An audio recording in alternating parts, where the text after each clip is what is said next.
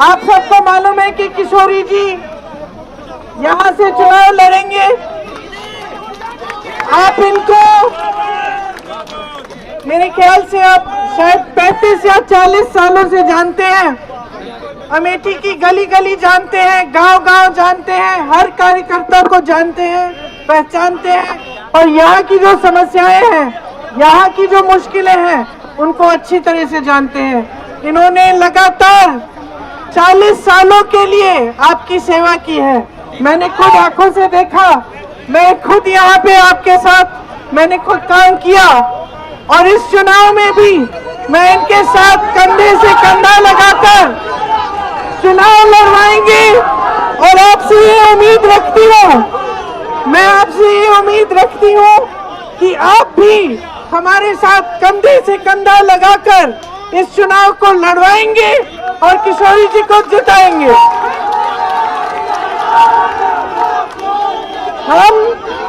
हम अमेठी में एक बार फिर सच्चाई की राजनीति और सेवा की राजनीति वापस लाना चाहते हैं। मैं आज 3 तारीख है, 6 तारीख को मैं वापस रायबरेली आऊंगी। 6 तारीख को मैं वापस रायबरेली आऊंगी और तब से चुनाव के अंत तक आपके साथ और राहुल जी के लिए ये चुनाव लड़ेंगे। ये लोग चुनाव को धनबल पे लड़ते हैं, हम जनता के बल पर लड़ेंगे। हम ये चुनाव आपके लिए लड़ेंगे ताकि आपका विकास हो, ताकि आप आगे बुकी जी कैसे बहुत इतने पहचान कैसे है भैया, बहुत अच्छे पहचाने हुए चेहरे, पुराने चेहरे भी हैं, नए भी हैं, नवयुवक भी है, बहुत कैसे हो, सही ठीक है। तो अब ये मौका आ गया है कि हम सब इस पूरे देश में एक संदेश दें कि हम सेवा की राजनीति वापस चाहते हैं। हम एक ऐसी राजनीति वापस यहाँ से शुरू करेंगे जो सच्चाई की हो, जो आपके लिए हो, जो आपको आगे बढ़ाए। ये आपका चुनाव है, आप लड़ेंगे, आप जिताएंगे। जय हिंद।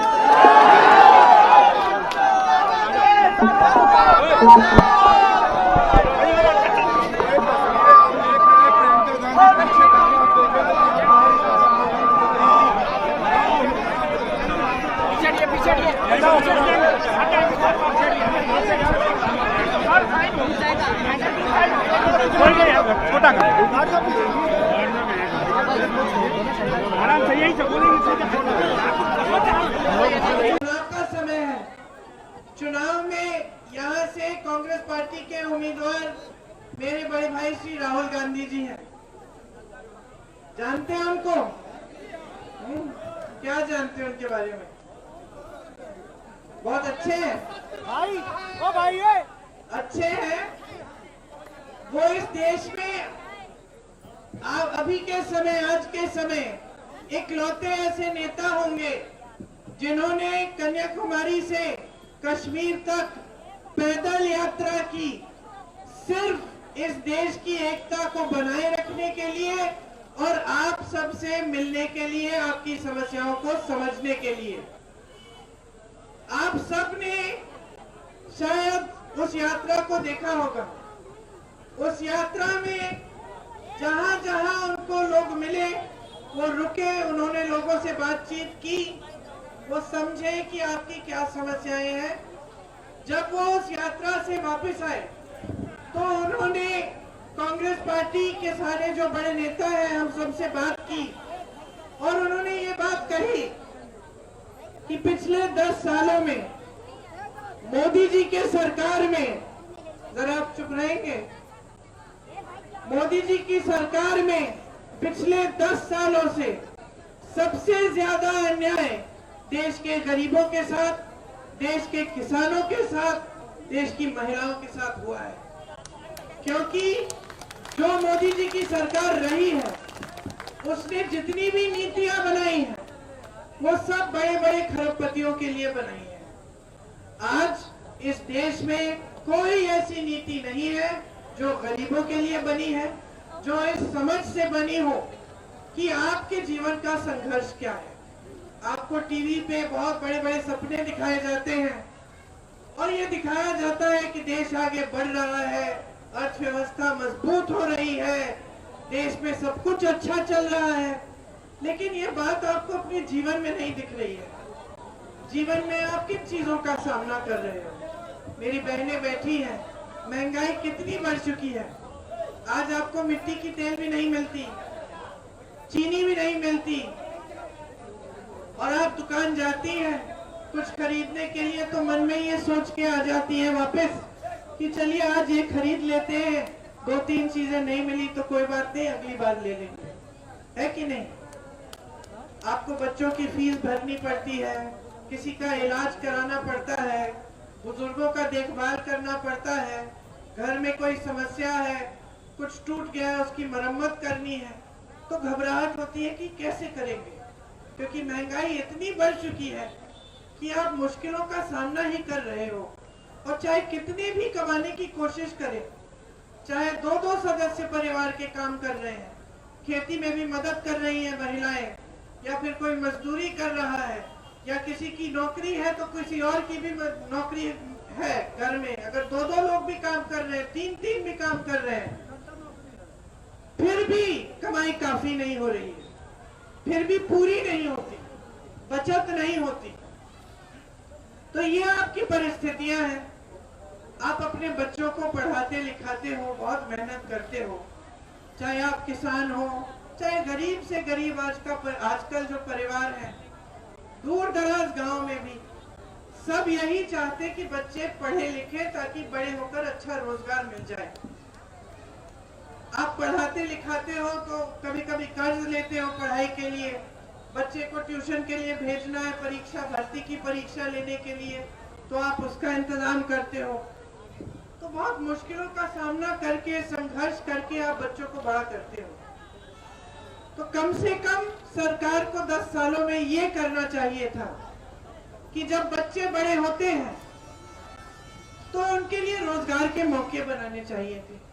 लेकिन इस सरकार ने क्या किया, देश की जो संपत्ति थी वो सारी बड़े बड़े उद्योगपतियों को दे दिए, चाहे देश का कोयला, सारे जितने भी खदान हैं, देश की बिजली, सड़कों के सारे ठेके, बंदरगाह सारे, हवाई अड्डे सारे, ये सब बड़े बड़े खरबपतियों को सौंप दिए। इससे क्या होता है, आपको रोजगार मिलता था, वो रोजगार घट रहा है, खेती में कमाई नहीं हो रही है, क्योंकि जीएसटी टैक्स हर खेती के सामान पे लगा दिया, आपको न्यूनतम समर्थन मूल्य भी नहीं मिलता, खेती किसानी में मुश्किल हो गई है, यहाँ से कमाई नहीं होती।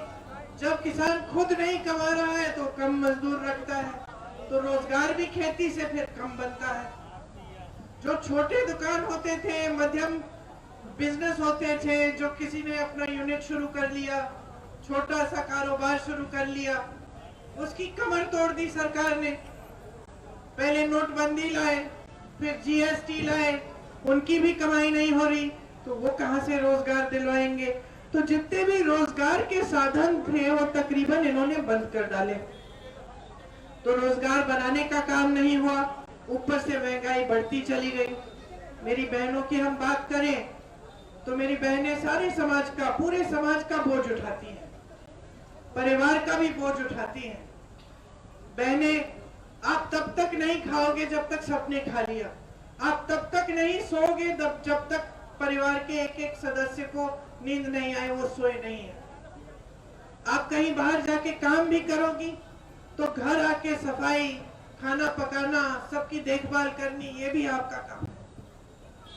किसी ने इस काम को कभी पहचाना नहीं है, किसी ने ये नहीं कहा कि बहन तुम नौकरी करने के बाद भी घर आकर कम से कम 6-8 घंटे का काम करती हो, तुम्हें कोई मदद मिलनी चाहिए, महंगाई का सामना आप करती हो। जैसे मैंने कहा, अगर 2-3 दिन मजदूरी नहीं है, घर पे पैसे नहीं आए, किसी को भूखा जाना है, तो हमेशा आप ही रहेंगी भूखी। आप बच्चों को भी खिलाएंगी, बाकी सदस्यों को भी खिलाएंगे, आप कहेंगी कि कोई बात नहीं, मैं छोड़ देती हूँ, मैं कल खा लूंगी। लेकिन किसी ने आपके इस संघर्ष को पहचाना नहीं है। आज बड़ी बड़ी राजनीतिक दल कहते हैं कि हम आरक्षण दे रहे हैं महिलाओं को, भाजपा के नेता कहते हैं, मोदी जी कहते हैं, लेकिन ये सब चुनावी जुमले हैं, क्योंकि जो आरक्षण वो देना चाह रहे थे वो 10 सालों के लिए तो लागू ही नहीं होगा। जब महिलाओं के साथ अत्याचार होता है, चाहे हाथरस में, चाहे उन्नाव में, चाहे कर्नाटका में, चाहे मणिपुर में, तो ये किसका जो जिसने अत्याचार किया है उसकी रक्षा हो रही है। बार बार ये हमने देखा है। तो जब महिलाओं की बात आती है तो सब इसको जुमला कर बड़े सपने दिखाते हैं। बाकी समय आपके लिए सिर्फ 5 किलो का राशन है बस, और इस 5 किलो के राशन में किसी का पेट नहीं भर रहा है।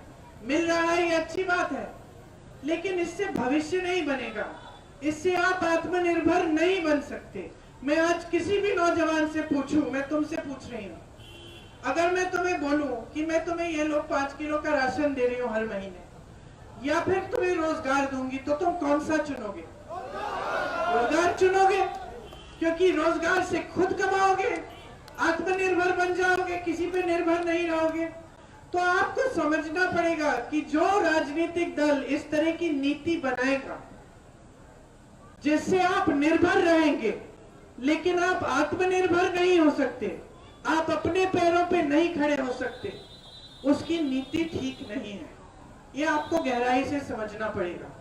यहाँ आपके क्षेत्र में जागरूकता हमेशा से रही है, 100 सालों से रही है।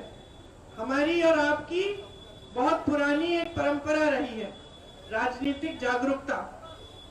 जो आपकी जागरूकता थी, आपके किसान यहाँ 103 साल पहले आंदोलन कर रहे थे, और जब पंडित जवाहरलाल नेहरू जी को सुनाई दिया कि यहाँ पे आंदोलन कर रहे हैं किसान, कि गरीब किसान इतने बड़े साम्राज्य के खिलाफ खड़ा हो गया है, तब वो यहाँ आए।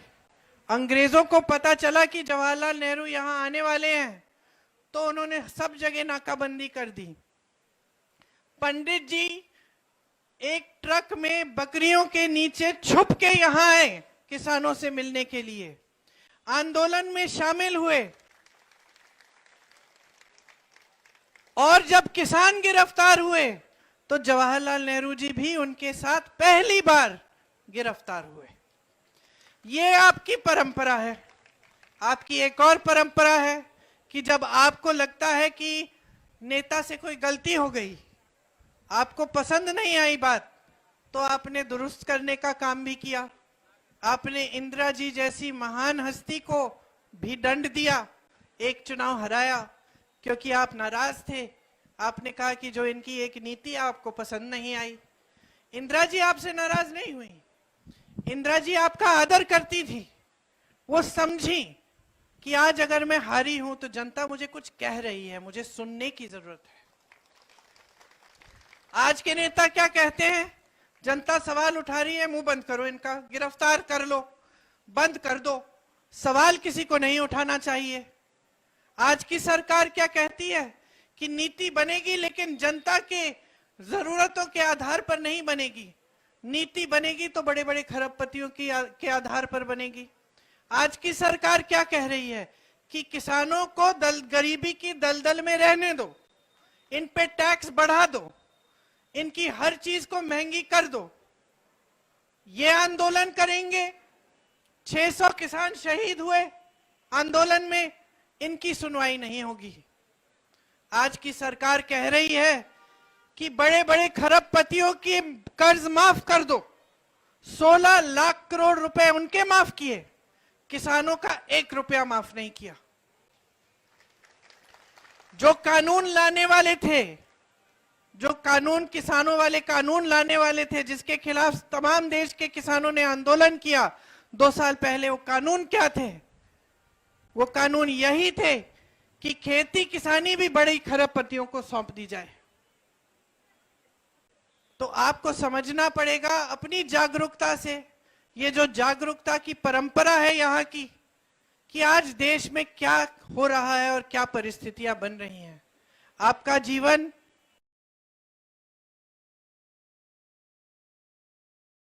हर्ष आपके हैं ये। दूसरी तरफ आप टीवी पे इश्तिहारों में बड़ी बड़ी होर्डिंग पे देश आगे बढ़ रहा है, फूल रहा है, फल रहा है, मोदी जी दिख रहे हैं, हमेशा किसी बड़े बड़े इवेंट में जा रहे हैं। तो आपको समझना पड़ेगा कि ये सच्चाई, जो आपकी सच्चाई है, क्यों नहीं दिख रही है। जब चुनाव के समय चर्चा होती है, टीवी चलाते हैं, तो क्या चर्चा हो रही है? हमेशा धर्म के आधार पर चर्चा होगी, जाति के आधार पर होगी। जो फिजूल का मुद्दा उठाना है इनको, कभी कह देंगे कि कांग्रेस पार्टी आपकी भैंस चुराने वाली है, कभी कह देंगे कि एक्सरे की मशीन लाकर कांग्रेस पार्टी आपके घरों में घुसेगी और आपके गहने ले जाएगी। प्रधानमंत्री कह रहे हैं, इतना बड़ा पद संभाल रखा है, उस पद की गरिमा को नहीं देख रहे हैं, जो मन में आया वो कह डाल रहे हैं ताकि आपका ध्यान भटक जाए। जो टीवी पे दिख रहा है, आज सारे टीवी के चैनल बड़े बड़े खरपतियों ने खरीद रखे हैं। सवाल पूछते हैं तो सवाल भी उनके कहीं और से आ रहे हैं।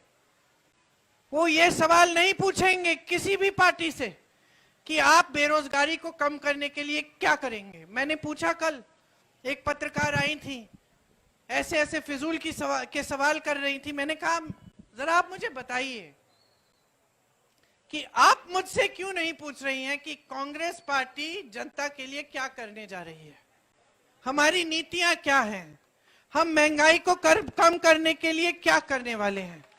ये सवाल क्यों नहीं उठ रहे हैं? ये सवाल इसलिए नहीं उठ रहे हैं क्योंकि 10 सालों से मोदी जी की सरकार ने कुछ ऐसा काम नहीं किया जिसके जरिए इन सवालों का जवाब दे पाए। रोजगार नहीं बनाए, महंगाई कम नहीं की, जितने बड़े बड़े वादे किए थे 2 करोड़ रोजगार देंगे, नहीं दिए। सारा काला धन देश में वापस आएगा विदेश से, और उसमें से 15-15 लाख आपके खातों में डाला जाएगा, ये भी उनका वादा था, पूरा नहीं किया, जुमला था। चुनाव खत्म हुआ, उन्हीं के गृह मंत्री ने कह दिया, अरे वो तो चुनावी जुमला था। आपसे कहा कि खेती किसानी से आपकी आमदनी दुगनी करेंगे। आज सच्चाई क्या है? कर ही नहीं पा रहे हो खेती। यहां ओले पड़ते हैं, नुकसान होता है, भुगतान भी नहीं मिलता। आवारा पशु ऐसे घूम रहा है कि पूछिए मत। 5 सालों से ये सिलसिला चल रहा है। रात को किसान बैठता है खेती में पहरेदारी करने के लिए। आपकी ड्यूटी तो 24 घंटे की ड्यूटी कर दी है, कोई पूछने वाला नहीं है। और मैं आपको बताना चाहती हूं कि ये जो समस्या है ना, मैं मिसाल के तौर पे आपको बताना चाहती हूं कि जब सरकार की नीयत ठीक होती है तो कोई भी समस्या हो जनता की, उसे हल करने का काम हो सकता है।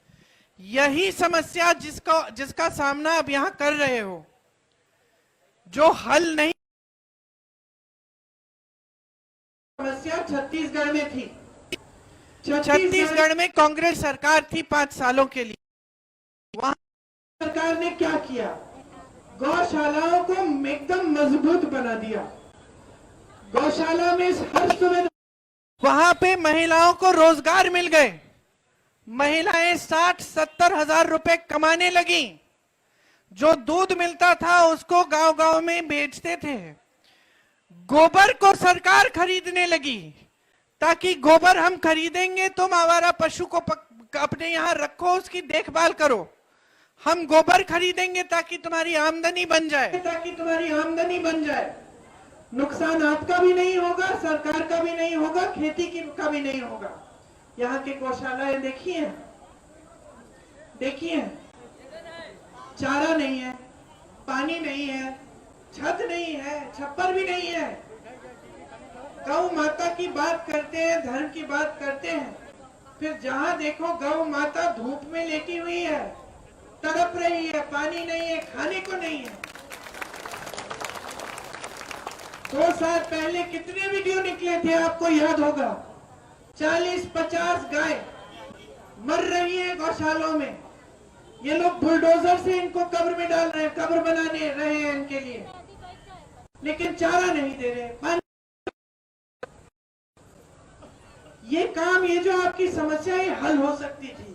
अगर एक ऐसी सरकार होती आपके प्रदेश में या केंद्र में जिसको आपकी समस्याओं के बारे में कुछ दर्द था अपने दिल में, कोई दर्द होता कि हाँ इतनी बड़ी समस्या है, सब जूझ रहे हैं, हमें इसको हल करना है, लेकिन ये दर्द नहीं है। ये लोग कट गए हैं जनता से पूरी तरह से। आप मोदी जी को जब भी देखते हैं टीवी पे, कभी उनके आसपास कोई गरीब नहीं रहता, कोई किसान नहीं रहता, ये किसी के घर नहीं जाते। इंदिरा जी आपके घर आती थी जब प्रधानमंत्री थी। मैं किसी भी दूर दराज इलाके में, मैं गांव में जाती हूँ, वहां के बुजुर्ग बताते हैं कि आपकी दादी जी आई थी, मुझे दिखाते हैं यहाँ बैठी थी, हमसे बातचीत की, कभी कभी कोई पुरानी फोटो भी निकाल देता है। तो ये है यहाँ की परंपरा। और इसलिए मैं खास आपसे आग्रह करने आई हूं कि अपना जीवन बदलना है, अपने जीवन में तरक्की लानी है, तो वो पुरानी राजनीति जो थी, जिसके तहत सारे नेता समझते थे कि देने वाले आप हैं, सत्ता बनाने वाले आप हैं, नेता समझते थे कि सेवा ही धर्म है, वो वाली राजनीति वापस लाओ, नेता को जवाबदेही बनाओ।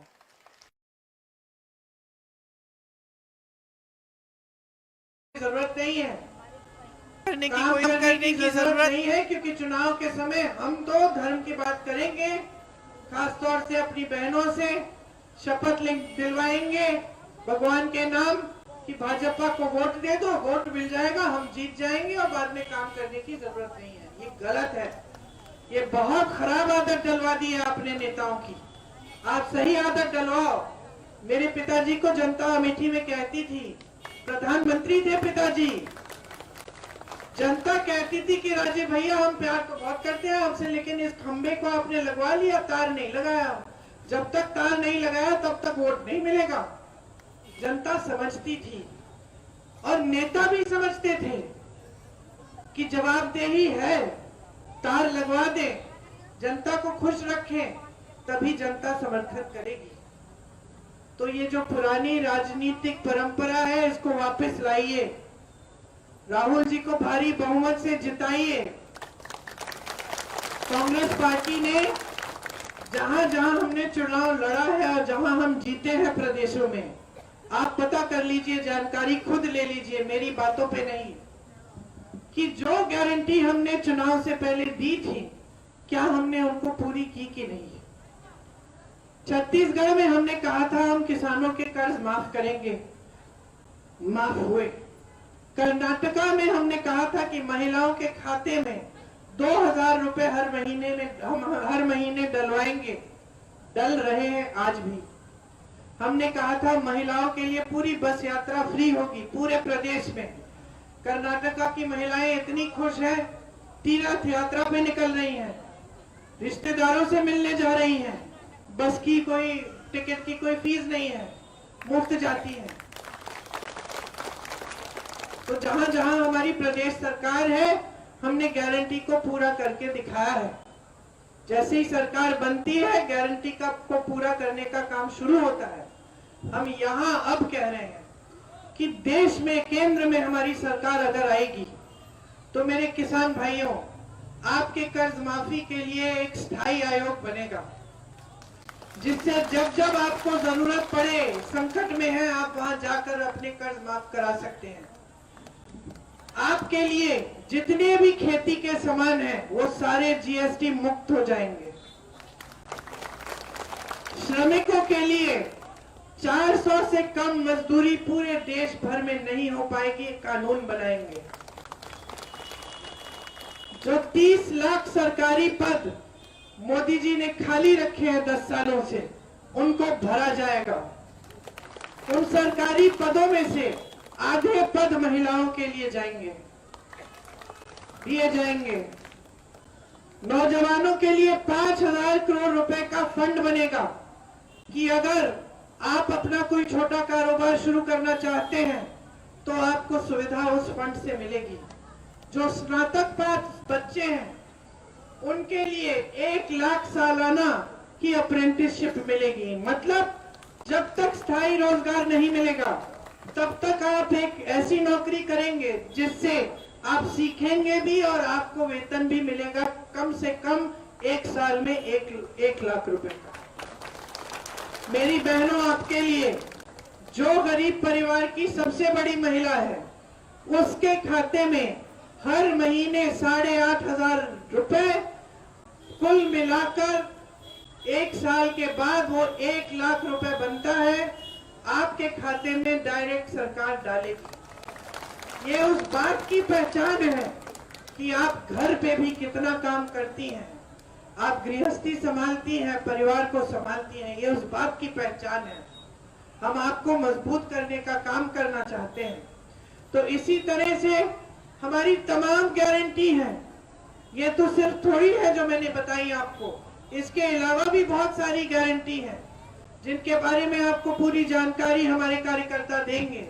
हम इन सब को पूरा करके आपको दिखाएंगे। एक ऐसी सरकार लाना चाहते हैं हम जो खरबपतियों के लिए नहीं, आपके लिए चले।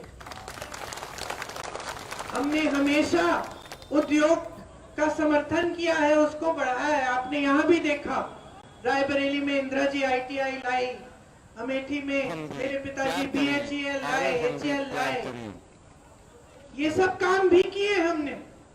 चाहे प्राइवेट सेक्टर हो चाहे सरकारी सेक्टर हो, हमने सबको मजबूत किया है ताकि आपको रोजगार मिले। लेकिन ऐसा कभी नहीं हुआ है कि 5-6 खरबपति पूरी देश की संपत्ति ले रखे हैं, उनको दिया जा रहा है सरकार के द्वारा, और बाकी जो जनता है 90% जनता वो खाई में ही रह रही है। तो इन परिस्थितियों को बदलने के लिए आप भारी बहुमत से इस चुनाव में राहुल जी को जिताइए। आपको एक ऐसे सांसद मिलेंगे जो दिन रात आपके लिए काम करेंगे, आपके लिए समर्पित रहेंगे। ये मैं दावे के साथ कह सकती हूँ। डरते नहीं है, झुकते नहीं है, जहां अन्याय देखते हैं वहां अन्याय के खिलाफ खड़े रहते हैं। कोई इनको दबा नहीं सकता, कोई इनको डरा नहीं सकता। ये आपके हैं और आपके ही रहेंगे। आप सबको बहुत बहुत धन्यवाद, आप सबको बहुत बहुत धन्यवाद। भैया का ये जो मशीन है आपकी, उसमें भैया का 3रा नंबर है बटन, 3रे नंबर पर दबाकर भैया को विजयी बनाइए। बहुत बहुत